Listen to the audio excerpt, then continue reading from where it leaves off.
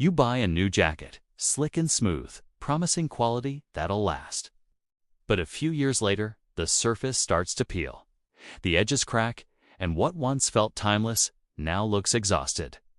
It's a small disappointment, but one that repeats itself everywhere: belts that snap, shoes that crumble, sofas that age a decade in 2 years. Our world has quietly accepted the idea that nothing is built to last. Yet, deep in a museum vault or the corner of an old monastery, there are pieces of leather that have outlived empires. They are over 5 centuries old, still soft, still strong, still whole. Bound to ancient texts, shaped into armor, or wrapped around a saddle that once carried a knight through the rain. How did they endure when our modern creations fade so easily? To answer that, we have to travel back, not to a clean factory floor or a polished workshop, but to the edge of a medieval town, where the air was heavy with a stench so strong it clung to your skin. This was the world of the tanner, a place most people avoided, yet everyone depended on. The tanner's hands transformed death into durability, turning animal hides into one of the most essential materials of medieval life. Leather was everywhere: on your feet, on your horse, in the bindings of your prayers. But it was not born in beauty. It began in rot, and the road from filth to perfection was long, foul, and ingenious. In the Middle Ages, being a tanner meant living on the margins. Their craft was vital, but cursed. The smell of decay surrounded them, a mix of rotting flesh, fermenting liquids, and harsh chemicals drawn from nature. By law, tanneries were pushed downstream, away from the clean wells and delicate noses of townsfolk. But inside those stinking yards, something remarkable was happening. An ancient chemistry guided not by machines, but by touch, smell, and intuition. This was the hidden science of patience, a ritual that turned waste into something nearly immortal. The first step began with selection. The tanner didn't just take any hide. He inspected it like a map, tracing scars, feeling the density, reading the life of the animal in every mark.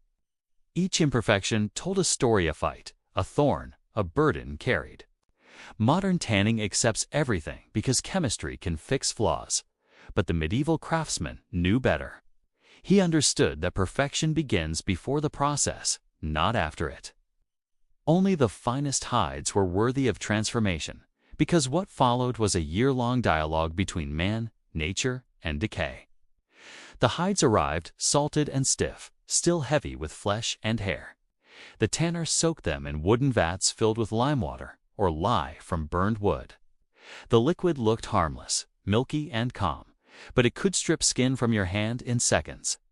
Its purpose was brutal: it loosened hair, dissolved fat, and swelled the fibers of the hide, prying them apart like 1,000 tiny doorways waiting to be filled. Timing was everything. Too little, and the hide would resist the tan. Too long, and the lime would eat through it completely. There were no timers, no thermometers, only the tanner's fingers. He could tell by touch when the fibers had swollen just enough, when the skin yielded the right kind of softness. When the time came, he pulled the hide out and scraped away the hair with a curved knife, each stroke echoing across the yard. The rhythm was wet and heavy, a sound that marked progress and survival. Beneath the hair, the pale flesh gleamed a strange beauty in the midst of decay. Then came the fleshing, a more delicate task where every wrong movement could ruin days of work. Bit by bit, he shaved away the last traces of muscle and fat until the surface was smooth, almost translucent. At this point, the hide was neither dead nor alive. To become a blank, purified canvas, ready, but not yet complete. But here's where the story takes a turn most of us would rather not imagine. To bring this raw skin closer to life, the tanner turned to a substance few would willingly touch: animal dung. Pigeon or dog excrement, rich in enzymes born from digestion. Mixed with warm water, it became a bubbling, foul-smelling bath into which the hides were lowered by hand. It sounds revolting, and it was. Yet inside that filth lay extraordinary wisdom. Those enzymes performed a task that modern synthetic chemicals still struggle to match. They cleansed the hide at a microscopic level, removing every trace of lime and unwanted protein. Too little time in the bath, and the hide stayed stiff. Too much, and the enzymes would devour it entirely. Once again, precision depended not on machines, but on instinct. The tanner would lift a hide, press it between his fingers, inhale the scent of the vat, and know when it was right. What looked like chaos was actually control. Every step was guided by generations of muscle memory, passed down through guilds that guarded their secrets fiercely. You couldn't just decide to be a tanner. You had to serve for years as an apprentice, learning through labor until your hands understood what your eyes could not. It was knowledge that lived in touch in how the hide felt after soaking, in the sound it made when scraped, in the subtle smell of fermentation that told the master the enzymes were working. And through this ritual of filth and precision, something greater was taking shape, a material that could survive centuries. The hide, once swollen and stripped, now hung limply in the tanner's hands, ready for its true transformation. Ahead lay the great pits filled with dark, earthy water and crushed oak bark.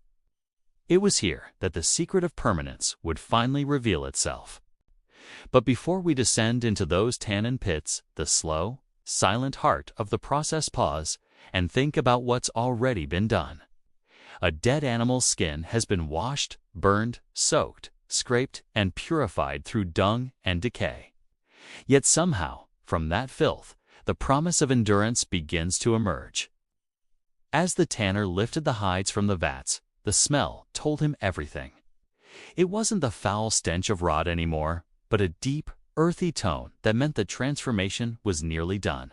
Each hide had absorbed the essence of oak, chestnut, or sumac, trees whose tannins gripped the fibers and hardened them into something nearly eternal. The process could take months, and every day was a battle against time, weather, and decay. Too much humidity and the hides would spoil. Too much sun and they would crack. So the medieval tanner relied on instinct, not tools. He knew the moment by touch, by sound, even by how the hide breathed under his fingers.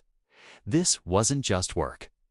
It was an ancient dance between nature and man, a balance that no machine could ever truly master. Once the hides were ready, they were stretched on wooden frames and left to dry slowly. The sound of the wind moving through those taut skins was haunting, like faint whispers of the animals they once belonged to. Then came the softening, where tanners used oil, animal fat, or even brains, yes, the animal's own, to bring flexibility back to the stiffened leather. It's strange to imagine, but in an age before chemistry and industrial processing, every step was guided by a deep understanding of organic life. The tanner wasn't just working with the animal. He was completing its cycle, giving it a new existence that might last for centuries, as boots, armor, saddles, or books. And those books? That's where medieval tanning touched something close to immortality.